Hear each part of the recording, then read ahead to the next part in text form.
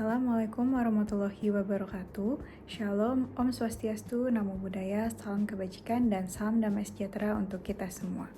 Perkenalkan, saya Laurencia Levina Mulauli, mahasiswa program studi Magister Kenotariatan, Fakultas Hukum Universitas Indonesia. Pada kesempatan ini, saya akan memaparkan secara singkat hasil penelitian tesis saya yang berjudul Tanggung Jawab Hukum Notaris Penerima Protokol sebagai turut tergugat dalam gugatan atas Akta Notaris Pemberi Protokol, Studi Putusan Pengadilan Negeri Medan nomor 254/PDTG/2023/PN Medan. Notaris penerima protokol pada dasarnya tidak memiliki keterlibatan dalam pembuatan akta dari notaris pemberi protokol, sehingga berdasarkan Undang-Undang Jabatan Notaris, tanggung jawab penerima protokol terbatas hanya pada aspek administratif saja dan tidak dapat dibebankan tanggung jawab material dalam gugatan atas akta milik pemberi protokol. Namun, dalam praktiknya, notaris penerima protokol kerap ditarik sebagai turut tergugat dalam sengketa atas akta yang dibuat oleh notaris pemberi protokol. Permasalahan tersebut tercermin dalam putusan Pengadilan Negeri nomor 254/PDTG/2023/PN Medan, di mana majelis hakim membebankan biaya perkara kepada notaris Y selaku penerima protokol dari almarhum notaris MN yang menggantikan kedudukannya sebagai turut tergugat dalam perkara terkait.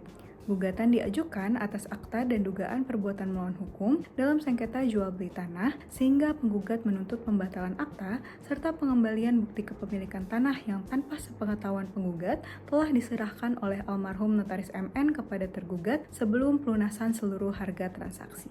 Berangkat dari latar belakang tersebut, penelitian ini merumuskan dua permasalahan utama. Yang pertama, bagaimana bentuk tanggung jawab hukum notaris penerima protokol terhadap akta-akta notaris pemberi protokol yang disimpannya, khususnya apabila yang bersangkutan diikutsertakan sebagai pihak dalam sengketa di pengadilan. Dan yang kedua, bagaimana bentuk perlindungan hukum yang dapat diberikan bagi notaris penerima protokol sebagai turut tergugat dalam perkara pada putusan yang dianalisis. Adapun penelitian ini bertujuan untuk menganalisis batasan tanggung jawab hukum serta merumuskan bentuk perlindungan hukum bagi notaris penerima protokol apabila diikutsertakan sebagai pihak dalam gugatan atas akta notaris pemberi protokol di pengadilan.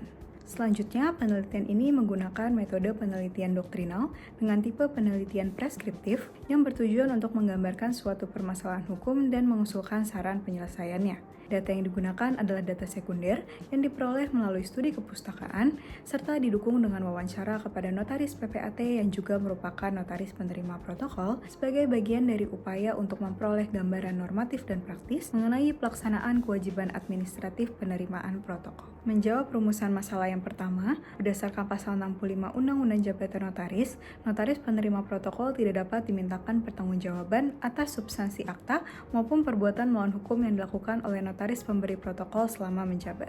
Tanggung jawab notaris penerima protokol dapat diklasifikasikan menjadi 3 kelompok, yang terutama adalah tanggung jawab secara administratif dengan merujuk pada pasal 1 angka 13 dan pasal 57 Undang-Undang Jabatan Notaris, yaitu untuk menyimpan, memelihara, serta memberikan salinan, glose, atau kutipan akta dari protokol yang diterimanya. Serta terdapat 2 klasifikasi tanggung jawab lainnya, yakni pada saat akta dalam protokol menjadi objek sengketa di pengadilan dan pasca putusan pengadilan yang membatalkan akta notaris pemberi protokol. Dalam perkara yang diteliti, penarikan notaris Y selaku penerima protokol sebagai turut tergugat dapat dibenarkan secara hukum acara perdata, yaitu untuk melengkapi pihak atau subjek dalam gugatan agar gugatan tidak dinyatakan error in persona dalam klasifikasi gugatan kurang pihak atau plurium litis konsorsium dan berakibat tidak dapat diterima atau NU. Namun, keterlibatan tersebut seharusnya tidak menimbulkan tanggung jawab hukum sepanjang notaris Y sudah menjalankan kewajiban administratif pemeliharaan dan memberikan pelayanan hukum yang baik atas protokol almarhum notaris MN. Pembebanan biaya perkara kepada notaris Y dalam perkara ini terjadi bukan karena kesalahan substantif, melainkan sebagai konsekuensi hukum acara akibat ketidakhadirannya untuk memberikan keterangan di persidangan mengenai keberadaan akta dan dokumen dalam protokol notaris MN, sehingga perkara diputus secara first take.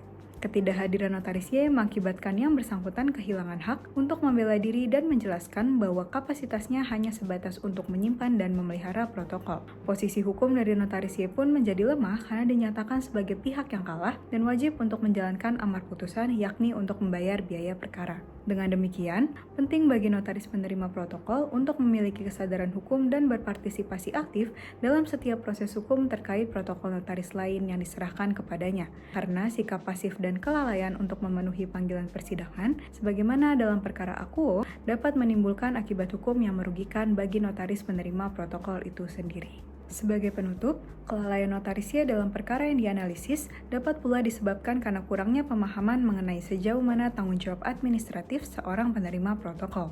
Maka dari itu, diperlukan pengaturan yang lebih jelas dan tegas mengenai bentuk dan batasan tanggung jawab hukum notaris penerima protokol untuk memberikan kepastian dan perlindungan hukum, serta peningkatan peran dari Majelis Pengawas Notaris dan Organisasi Profesi Ikatan Notaris Indonesia dalam memberikan sosialisasi dan pembinaan kepada notaris terkait hak, kewajiban, dan tanggung jawab yang melekat pada seorang penerima protokol, sehingga terbangun keseragaman pemahaman dan juga kesadaran hukum yang kuat.